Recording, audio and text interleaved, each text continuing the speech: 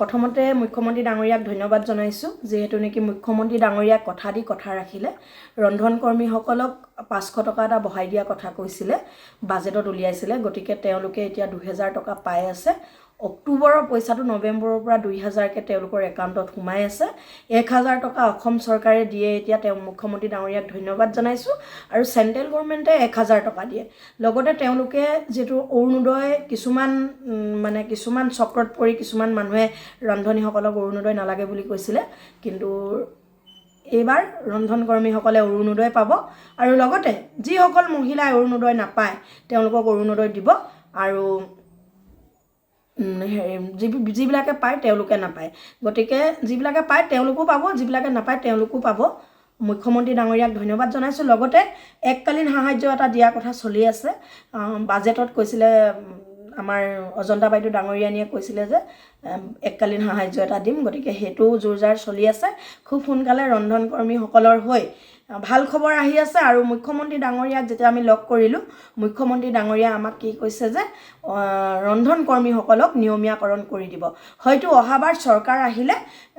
BJP চৰকাৰ যদি হয় ৰন্ধন কৰ্মীসকলক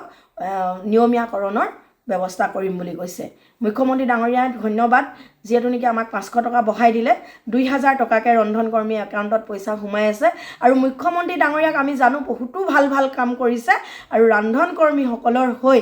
1,07,000 ৰন্ধন কৰ্মী হৈ তেখেতে যে আমাক নিয়মীয়াকৰণ কৰি দিম বুলি কৈছে মুখ্যমন্ত্ৰী ডাঙৰীয়াক বহুত ধন্যবাদ জনাইছোঁ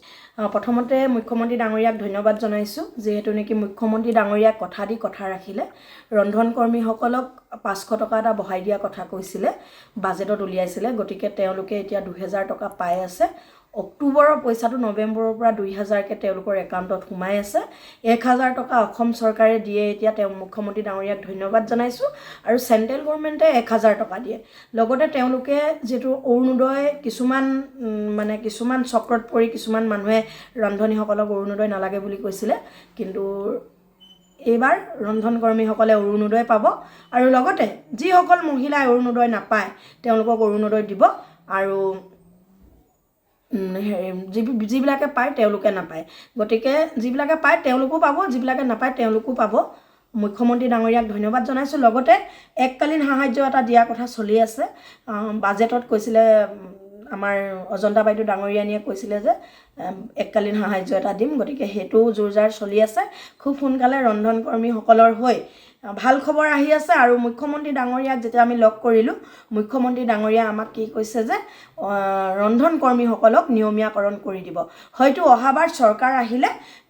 বিজেপি চৰকাৰ যদি হয় ৰন্ধন কৰ্মীসকলক নিয়মীয়াকৰণৰ ব্যৱস্থা কৰিম বুলি কৈছে মুখ্যমন্ত্ৰী ডাঙৰীয়াক ধন্যবাদ যেহেতু নেকি আমাক 500 টকা বঢ়াই দিলে 2000 টকাকে ৰন্ধন কৰ্মী একাউণ্টত পইচা সোমাই আছে আৰু মুখ্যমন্ত্ৰী ডাঙৰীয়াক আমি জানো বহুতো ভাল কাম কৰিছে আৰু ৰান্ধন কৰ্মীসকলৰ হৈ 1,07,000 ৰন্ধন কৰ্মী হৈ তেখেতে যে আমাক নিয়মীয়াকৰণ কৰি দিম বুলি কৈছে মুখ্যমন্ত্ৰী ডাঙৰীয়াক বহুত ধন্যবাদ জনাইছোঁ